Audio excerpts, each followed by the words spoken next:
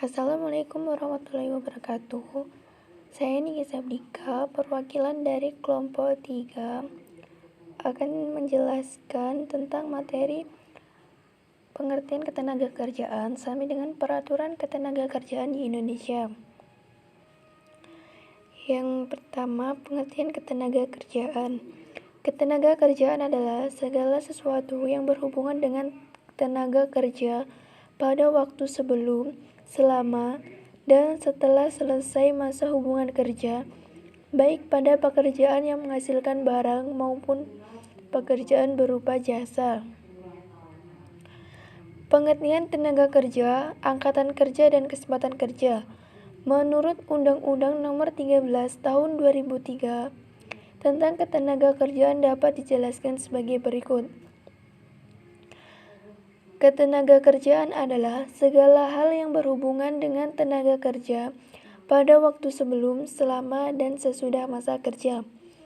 Tenaga kerja adalah setiap orang yang mampu melakukan pekerjaan guna menghasilkan barang dan atau jasa, baik untuk memenuhi kebutuhan sendiri maupun untuk masyarakat.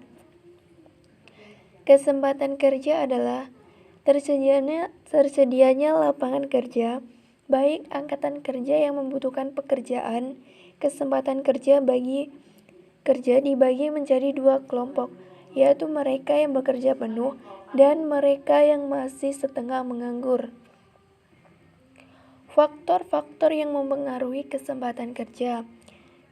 Yang pertama adalah usia tenaga kerja, tingkat pendidikan, pengetahuan, keterampilan, dan keahlian, lapangan kerja yang tersedia untuk pemerintah dan kebutuhan tenaga kerja, jumlah angkatan kerja yang tersedia, besarnya investasi yang dilakukan perseorangan dan badan usaha swasta, kemampuan pemerintah dalam melaksanakan pembangunan, ekspor dan impor yang dilakukan, kebijakan pajak yang dijalankan oleh pemerintah, kerjasama dengan negara lain yang mampu menciptakan kesempatan kerja di luar negeri. Jenis-jenis tenaga kerja. 1.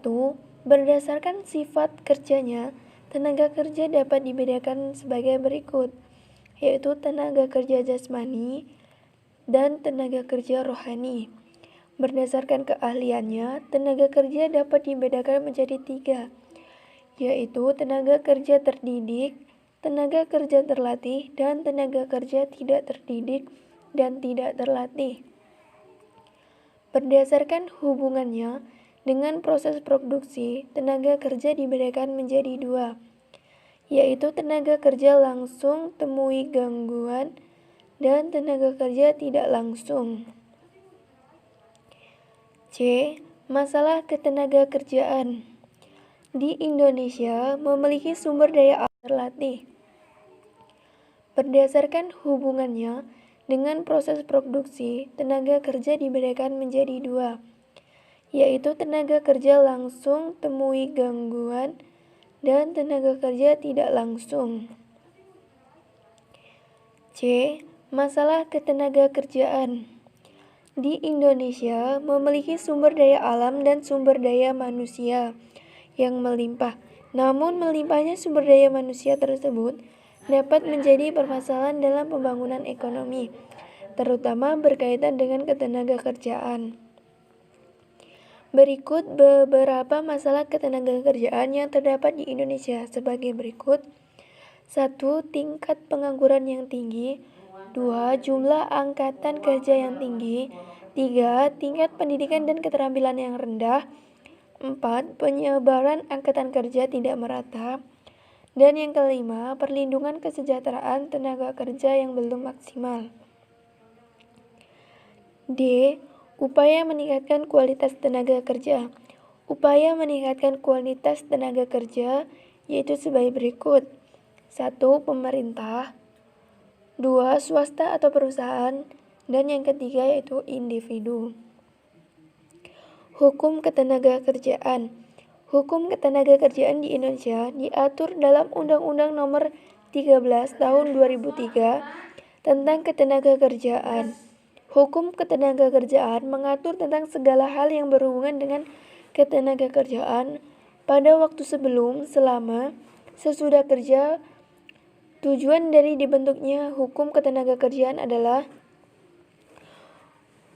untuk memberdayakan dan mendayagunakan tenaga kerja secara optimal dan manusiawi, mewujudkan pemerataan kesempatan kerja dan penyediaan tenaga kerja yang sesuai dengan kebutuhan pembangunan nasional dan daerah, memberikan perlindungan kepada tenaga kerja dalam mewujudkan kesejahteraan, dan meningkatkan kesejahteraan tenaga kerja dan keluarganya. Peraturan ketenagakerjaan di Indonesia. Yang pertama adalah ruang lingkup, landasan, asas, dan tujuan Undang-Undang Nomor 13 Tahun 2003. Yang kedua, kesempatan kerja. Yang ketiga, penempatan tenaga kerja. Yang keempat, perlindungan dan jaminan sosial tenaga kerja. Yang kelima, waktu kerja dan sistem upah. Yang keenam, pemutusan hubungan kerja atau PHK. Dan yang terakhir adalah peran pemerintah dalam ketenagakerjaan. Sekian sedikit penjelasan dari kelompok kami. Jika ada salah kata, saya mohon maaf. Saya akhiri. Wassalamualaikum warahmatullahi wabarakatuh.